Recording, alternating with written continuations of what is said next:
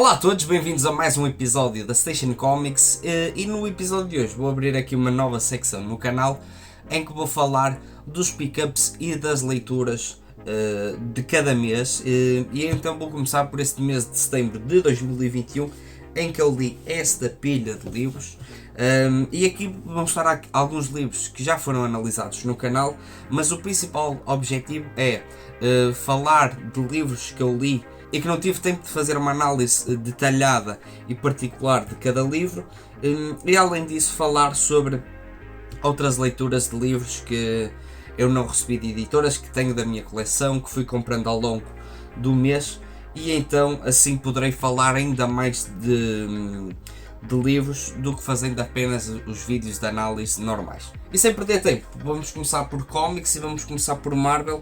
Li este livro que é o Homem-Aranha Integral Frank Miller, da coleção Heróis Marvel, uma coleção que saiu originalmente em 2012. Este é o primeiro volume. Foi naquela altura em que a Levoir fazia coleções de heróis da Marvel, depois começou a fazer da DC, e este então foi o primeiro volume, e que tem a particularidade de ter histórias do Homem-Aranha dos anos 1979, 80 e 81, e que tiveram o envolvimento do Frank Miller, seja no argumento, seja na arte. E então, principalmente para os leitores que gostam de Frank Miller, como é o meu caso, e que leram trabalhos posteriores a estes, como o Sin City, ou o Batman no Cavaleiro das Trevas, o 300, entre outras obras, é interessante voltar atrás no tempo e ver, digamos, um Frank Miller em início de carreira. Ele aqui trabalha, obviamente, além do Homem-Aranha, também começa a trabalhar o Demolidor, que é uma coisa interessante no sentido em que ele depois fez a sua carreira, digamos, e ganhou notoriedade no meio do mundo dos cómics americanos com o Demolidor, e é interessante ver essa evolução do traço. Algumas das características que depois iriam ser imagens de marca do Frank Miller estão presentes já aqui neste volume, em ideias, digamos, ainda numa forma muito primordial daquilo que seria depois, digamos, as suas imagens de marca, mas é muito interessante. No entanto, tem aqui um problema, porque acontece, por exemplo, na última história, em que o Frank Miller ilustra os números 1 e 2 e depois não ilustra o número 3, e então para quem quer, digamos, ler a história do Homem-Aranha, acaba por não estar incluído aqui porque o Frank Miller não esteve envolvido nesta história. No entanto, a malta da Levoir colocou um texto numa página final em que explica como é que a história acaba, mas não deixa de ser um pouco frustrante estar a ler e depois não perceber como é que a história acaba. Mas é um excelente volume e eu gostava muito que a Levoir, provavelmente não vai acontecer, mas voltasse a estas coleções de Marvel e de DC, porque eu gosto muito destas coleções e tem uma importância muito grande no mercado da banda desenhada. Agora, passando para DC e mantendo na Levoir, comprei esta coleção, que é a coleção Super Heróis DC. A Levoir tinha feito uma que teve, se não estou em erro, 20 volumes e depois teve uma extinção de 10 volumes, e esta foi a segunda coleção. E a particularidade desta coleção, que tem 15 volumes, é o facto de se focar muito na fase dos 952, ao contrário das outras coleções que pegavam nos vários personagens da DC ou da Marvel e lançavam histórias de fases completamente diferentes, arcos mais clássicos, arcos mais contemporâneos. Aqui o foco é os 952. Esta coleção também tem histórias mais clássicas, mas que eu ainda não tive a oportunidade de ler. Mas então temos aqui a Liga da Justiça Origem, do Jeff Jones e do Jim Lee, que é o primeiro arco de histórias da Liga da Justiça dos 952. Para quem não sabe, os 952 foi um reboot que aconteceu em toda a DC. Todas as revistas Batman, Action Comics, Detective Comics voltaram ao número 0. Os 952 resultam ou são uma consequência da saga Flashpoint, que é uma das sagas mais conhecidas do Flash, que até será adaptada levemente para o cinema no filme que sairá no próximo ano. E então foi uma forma da DC tentar organizar a casa, tentar começar do zero, E então temos aqui esse primeiro arco da Liga da Justiça, que é um arco que eu não acho que seja absolutamente fantástico ou que seja muito bom. É um arco que eu acho competente, tem uma arte do Jim Lee que eu gosto, mas que acho que em alguns momentos poderia estar melhor. E depois o argumento do Geoff Johns funciona, tem alguns momentos marcantes, como quando o Batman rouba o anel ao Lanterna Verde. Temos também a presença de Darkseid, que depois aparece no final do run dos 952 na Guerra Darkseid. Mas é um bom volume, não é nada de especial, mas acho que principalmente para quem nunca leu banda desenhada, e se eu tivesse lido este volume há 6 ou 7 anos atrás, quando comecei a ler banda desenhada, certamente teria um impacto maior para mim, mas não deixa de ser um bom volume. Depois temos a fase do Batman dos 952, do Scott Snyder e do Greg Capullo. Temos aqui os 3 primeiros arcos. Eu já tinha lido os arcos que foram publicados na coleção Batman 80 anos, que é uma coleção que saiu depois desta e que dá sequência a esta fase, e então só agora é que tive a oportunidade de ler os primeiros arcos, e tudo começa com a Corte das Corujas, que eu acho que destes 3 é o melhor, em que o Batman é apresentado a digamos, uns novos vilões da cidade, que é uma espécie de sociedade secreta que funciona por baixo de Gotham, que a malta de Gotham não conhece, os cidadãos não conhecem, e eles controlam a cidade a vários níveis, ou seja, ao nível da política, ao nível da economia, ou seja, eles estão infiltrados nos vários setores de Gotham e controlam a cidade já há muitos anos.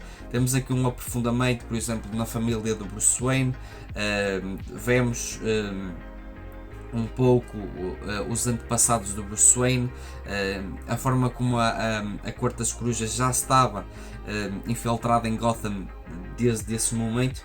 Depois também temos um personagem que é o Garra, que é, digamos, a contraparte física neste volume ao Batman. E depois também temos uma coisa interessante, que é o facto das próprias corujas e o facto do Scott Snyder se ter inspirado na própria natureza. E é uma coisa que está escrita aqui no prefácio, em que diz que as corujas e os morcegos são animais rivais, ou seja, as corujas são predadores do Batman e têm esse significado por trás. E este volume, acima de tudo, tem um ar detetive. O próprio Scott Snyder já tinha feito uma história na Detective Comics, que é o Black Mirror, que dizem que é uma das melhores histórias. Eu ainda não tive a oportunidade de ler. Uma história muito boa de Batman com esse tom detetive, e ele conseguiu trazer isso para os 952. Depois temos aqui a Cidade das Corujas, que dá a sequência direta à Corte das Corujas, e que já não temos esse lado tão detetive, já temos uma parte em que é mais ação, e que eu já não apreciei tanto. Acho que não perde qualidade como perde depois nos outros volumes que foram publicados na coleção Batman 80 anos.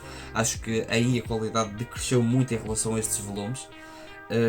No entanto, acho que, apesar de ficar um bocadinho abaixo, ainda é um bom arco.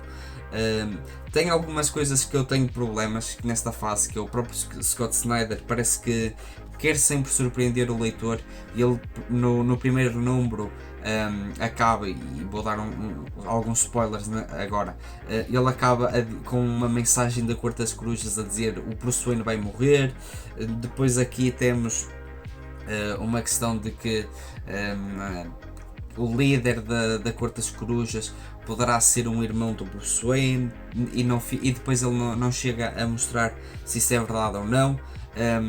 Há um volume aqui também em que temos acaba o volume com Bruce Wayne a cair da torre Wayne, e o leitor fica na expectativa será que o Batman vai morrer. Ou seja, acho que ele tem uma necessidade de tentar surpreender sempre o leitor, e há momentos em que funciona e depois há momentos em que não funciona. Aqui também no regresso do Joker, acho que ele cai mais uma vez nessa questão de tentar surpreender o leitor, e eu acho que esse arco tinha muito potencial para ser um dos arcos clássicos do Batman, e no entanto acho que se perde um pouco nessa forma do Scott Snyder escrever argumentos. No entanto, este volume, o Regresso do Joker, é talvez o Joker mais violento e mais maluco que eu já li. Ele aqui retira a sua máscara, e ele esteve ausente, e foi uma coisa que eu gostei nos primeiros arcos, e só depois é que o Scott Snyder trabalha aqui o Joker, e ele, completamente lunático, faz coisas horríveis à família do Batman. E se não estou em erro, o próprio arco, e este arco chama-se Death of the Family, e temos aqui uma referência ao arco clássico Death in the Family do Jim Starlin, e do... como é que ele se chama? Do Jim Starlin e do Jim Aparo, que é uma história também clássica em que o Joker mata o Robin com um pé de cabra, e que é uma pena também não estar editada aqui em Portugal. E depois também temos aqui algumas referências obviamente à Piada Mortal do Alan Moore e do John Higgins, e eu acho que e do Brian Boland, aliás, o John Higgins faz as cores, se não estou em erro. No entanto, acho que esta fase do Batman dos 952 é boa, mas poderia ser ainda melhor se o Scott Snyder não caísse naquelas coisas que ele gosta de fazer no argumento, e então acho que se teve aí isto de ser uma fase memorável, é uma fase muito boa, e depois, mas a partir daqui, a partir desse volume, acho que cai muito a pique, o que é uma pena. Depois temos aqui o Super-Homem do Grant Morrison. O Grant Morrison, que eu já li, por exemplo, ele a trabalhar no Super-Homem, no All-Star Superman, e aqui temos uma abordagem muito diferente do Super-Homem que estamos habituados. Aqui temos um Super-Homem mais duro, mais frio, e é interessante porque essas coleções da Louvre têm uma coisa muito boa, que são os textos introdutórios, que fazem uma retrospectiva do personagem, dos próprios autores. E uma coisa interessante é que o Grant Morrison inspira-se no Super-Homem do Jerry Siegel e do Joe Shuster, o Super-Homem ali dos anos 30, aqui é dito que esse Super-Homem, eu particularmente não li, que era um Super-Homem mais violento, que não é aquele Super-Homem que nós temos no imaginário popular do Christopher Reeve, e então temos assim uma abordagem que é diferente do Super-Homem. Mas o meu problema com esta história não é a própria abordagem do Super-Homem. Há muita gente que critica este Super-Homem. Acima de tudo, o que eu não gostei, ou aquilo que eu não me consegui investir, foi com a própria história. Acho que a história em momento algum me conseguiu cativar. Não achei um livro que eu, lendo número a número, ficasse cada vez mais empolgado com a história. Aconteceu precisamente o contrário, e quando cheguei ao livro até foi um alívio, porque eu não estava a gostar nada da história, mas acredito que o Grant Morrison conheça muito da própria mitologia do Super-Homem. Ele é talvez um dos maiores conhecedores do universo da DC, não é? E ele mostra isso no All-Star Superman, mas eu acho que ali ele consegue fazer uma história muito mais cativante do que neste número. Passando agora para um volume que eu gostei, é Aquaman, de Jeff Jones e Ivan Reis, e para quem leu quem já leu este arco e quem viu o filme do Aquaman, do James Wan, consegue ver claramente as inspirações do James Wan para o seu filme. Ele pega em muitas coisas daqui, e eu acho que parte do sucesso do filme é pelo facto de ele ir buscar coisas diretamente desta banda desenhada e colocar no ecrã. Aqui acompanhamos um Aquaman que resgata, digamos, o traje das origens, não é? E ele abraça um pouco esse lado ridículo do Aquaman, que ele sempre teve esse lado ridículo, e consegue conciliar esse lado ridículo com um lado mais sério, com um lado que tem um pouco de drama, tal como acontece até no próprio filme. E aqui, neste primeiro arco, que é o Abismo, e ele vai enfrentar as criaturas do Abismo, e isso permite que o Ivan Reis coloque um tom de certo terror nesta banda desenhada, e isso claramente vê-se na própria forma como a arte deste volume é um ponto fundamental do sucesso e da qualidade deste volume. Eu gosto muito dos primeiros 3 números, em que o Aquaman tem de lidar com essa questão de haverem pessoas que estão a desaparecer por causa das criaturas do abismo, até a própria forma como o Aquaman e a Mera, que também aqui tem um destaque muito grande, lidam com a população local. Acho que também é uma das partes do argumento do Geoff Johns que mais eu gostei, e sem dúvida que ver essas dinâmicas entre os super-heróis e as pessoas, não é? E os comuns mortais, é talvez um dos pontos mais fortes de toda esta série, e que permite dar essa humanidade ao Aquaman, à Mera.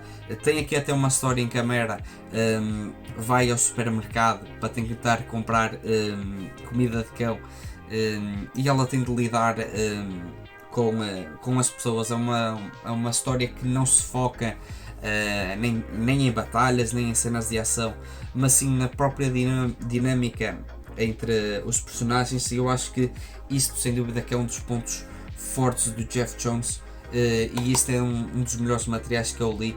Gostaria obviamente de ler a sequência disto, de ter isto editado em português. Infelizmente as probabilidades disso acontecer são muito pequenas, mas quem tiver a oportunidade de comprar esta coleção, e este é um dos melhores livros que eu li até o momento. E para finalizar os materiais de DC que eu li desta coleção, temos aqui Arqueiro Verde ano 1 do Andy Deagle e do Jock, no argumento e na arte respectivamente, e aqui basicamente temos, tal como no Batman ano 1, uma história de origem do Arqueiro Verde. Particularmente o Arqueiro Verde não é um personagem que eu tenha lido muito. As únicas coisas que eu li foi a saga Os Caçadores do Mike Grell, que eu acho absolutamente fantástico, uma das melhores coisas da DC que eu já li, e também outra coisa também ainda mais fantástica, que é o volume dedicado ao Arqueiro Verde e ao Lanterna Verde, Inocência Perdida, que foi lançado também numa coleção da Levoir, que tem a fase do Danny O'Neill e do Neil Adams, que é absolutamente fantástico, aconselho muito. Mas aqui temos uma história de origem, em que o Oliver Queen vai para uma ilha. Temos aqui uma traição, e acima de tudo temos uma história de superação de um milionário que vai para uma ilha e tem uma experiência com outras pessoas, com pessoas que têm uma qualidade de vida e dificuldades económicas muito grandes. Acho que acima de tudo aquilo que acontece aqui ao Oliver Queen é um impacto da realidade, em que ele se vê numa situação de vida e de morte e que tem de fazer uma escolha.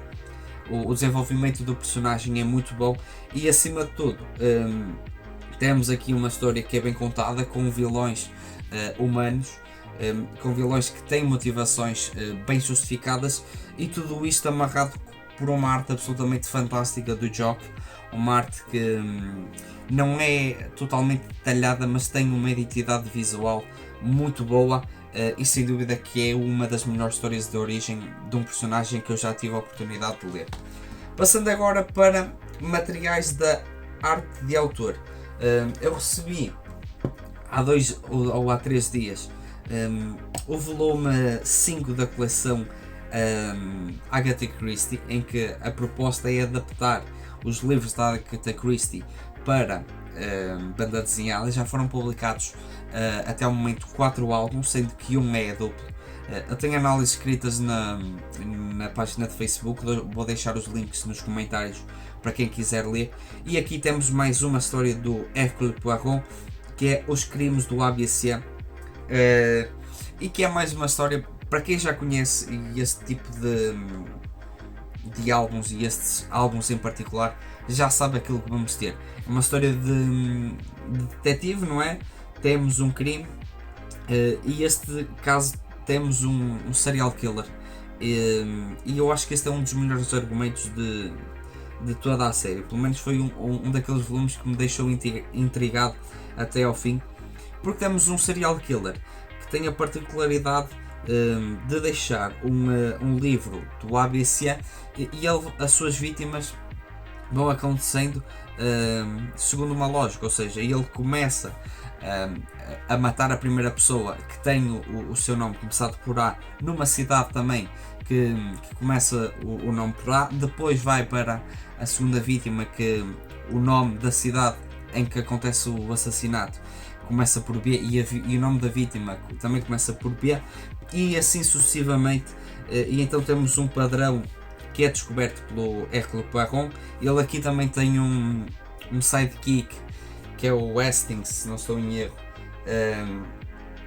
que é ele que narra a história, e então vemos a história da perspectiva dele, e vemos esse desenrolar da história, e é uma história que, tal como os outros volumes, também tem uma reviravolta no final, e eu acho que esse é o problema que eu tenho com estes volumes, e que eu acho que não seja um problema de quem adapta, mas um próprio problema das histórias originais da Agatha Christie, que tem uma estrutura sempre muito parecida.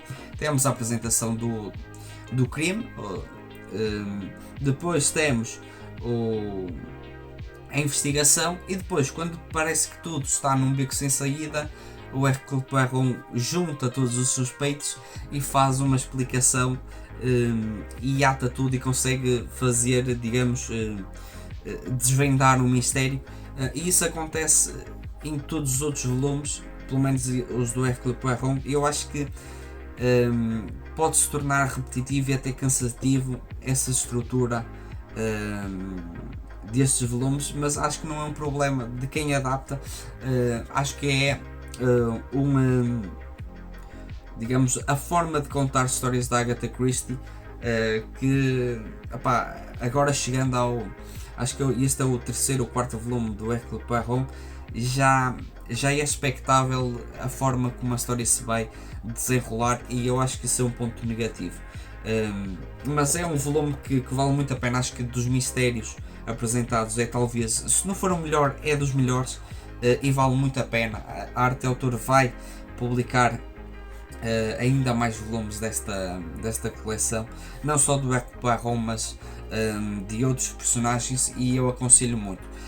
A nível de arte, temos uma arte que tal como os outros volumes, segue a linha clara do franco-belga, e eu acho que é uma arte que não espanta, mas é uma arte que é funcional e que para a proposta das histórias funciona muito bem. Depois também recebi o Verões Felizes volume 2, que tem aqui mais duas histórias, a Menina Sterile e o Repouso do Guerreiro, e eu ainda só tive a oportunidade de ler a primeira, que é a Menina Sterile, que se passa em 1962, e esta história é interessante porque eu já tinha lido o volume 3, e descobri lá que a 4L da família se chama Menina Sterile, e aqui temos uma história em que a família vai passar férias, e nós descobrimos o porquê da Menina Sterile ter esse nome, mas acima de tudo o interessante é voltar tanto tempo atrás, porque as histórias que eu tinha lido passavam-se em 79 e o ano de 70, e esta passa-se no ano de 1962, ou seja, os filhos mais velhos aqui ainda são bebés, ainda temos a família, digamos, numa fase mais nova da sua vida, e aqui a dinâmica principal é vermos a mãe da família a ir de férias com a sua mãe e com o seu pai, e a forma como a própria relação que ela tem, principalmente com a mãe, é uma relação que não é fácil, e isso muitas vezes acontece. Muitas vezes os familiares não têm uma relação tão forte, porque têm feitios muito parecidos, ou que não gostam da forma como as outras pessoas são, e aqui o Zidlu consegue trabalhar muito bem isso no argumento, através de discussões entre as duas. Obviamente tem esse lado do humor que está sempre presente, e talvez aqui o avô seja o personagem mais responsável por trazer essa veia cómica à série. No entanto, uma coisa que eu tinha notado no volume 3 é o facto destas histórias, apesar de terem esse lado leve, têm sempre um lado, eu diria, não diria trágico, mas um lado mais pesado, e aqui há uma revelação sobre o passado da avó, que depois justifica, ou que o leitor percebe o porquê dela ter certas atitudes ao longo do volume. E por isso eu acho que Verões Felizes, acima de tudo, são histórias bem humoradas, mas que têm retratos muito pessoais e muito fiéis e muito pautados na realidade de famílias. Acima de tudo, temos aqui personagens que são personagens humanos, e eu acho que isso é uma das mais-valias, e permite que Verões Felizes seja bom de se ler tanto para os leitores mais velhos como os leitores mais novos. Eu gostei muito desta primeira história. Depois, certamente no próximo mês, irei voltar a trazer este volume para falar sobre a história do Repouso do Guerreiro, mas Verões Felizes acho que está cada vez melhor, e agora vou ter de ir atrás do primeiro volume. Outro volume que eu li também foi o Verões Felizes volume 13, mas esse já tinha falado num vídeo em que fiz a análise tanto este volume como ao Apesar de Tudo, também duas das melhores leituras. Vou deixar o cartão acima para vocês verem a análise a estes dois volumes.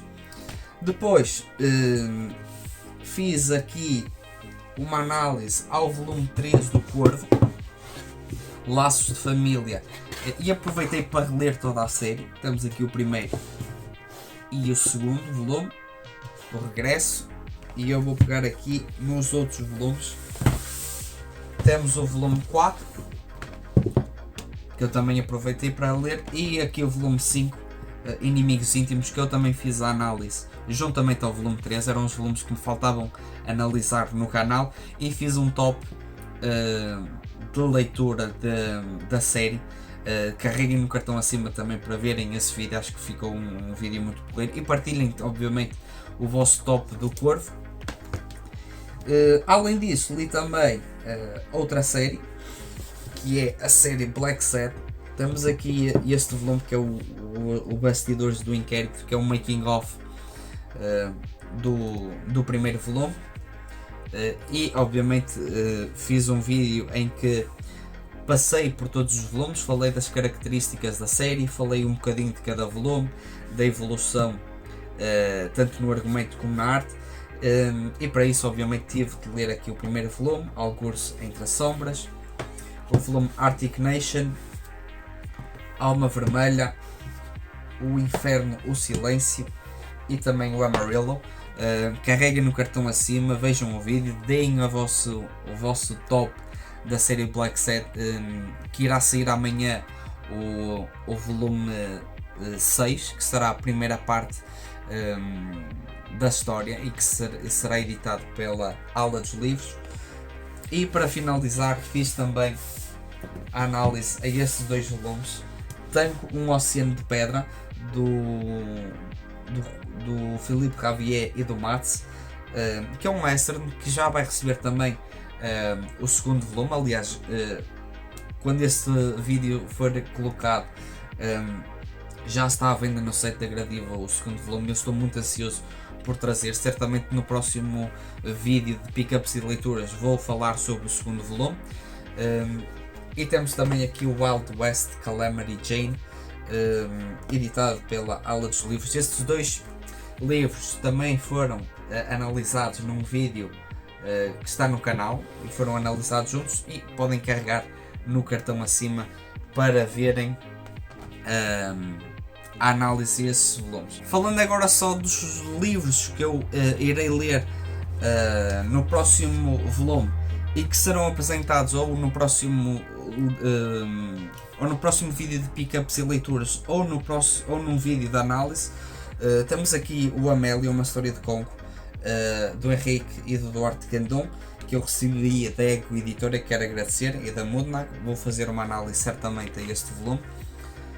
Tenho também aqui o volume 4 do Bouncer, que é um volume muito difícil de se encontrar, e eu acho que irei aproveitar para ler alguns volumes do Bouncer. Eu já tenho do 1 até ao 4, e estes volumes que foram publicados pela ASA. Depois também tenho da ASA, da coleção mais recente, o Long John Silver. Temos aqui o primeiro volume, uma coleção que irá sair em 4 volumes, lançados quinzenalmente todas as às quartas-feiras, não é todas as quartas-feiras porque é quinzenalmente, mas já temos aqui o primeiro volume, que saiu no dia 29, e por isso no próximo vídeo devo falar deste e do segundo volume. E depois também vou fazer análise ao Criminal livro 5, que é o volume final até ao momento da série do Ed Brubaker e do Sean Phillips. E o Wolverine Preto, Branco e Sangue, que também é um lançamento da Jeff Loy, é um lançamento da Marvel. Mas digam aí nos comentários se gostaram deste vídeo, se querem ver mais vídeos deste tipo em que eu falo sobre os livros que li ao longo deste mês, e digam obviamente nos comentários o que é que leram este mês. Eu gostava de saber o que é que leram. Acho que estes vídeos podem ser, acima de tudo, uma plataforma para que os leitores falem das suas leituras e até possam trocar ideias sobre livros e façam recomendações uns aos outros. E obviamente não se esqueçam de passar nas nossas redes sociais de Facebook e Instagram. E mais uma vez obrigado por assistirem ao vídeo e boas leituras.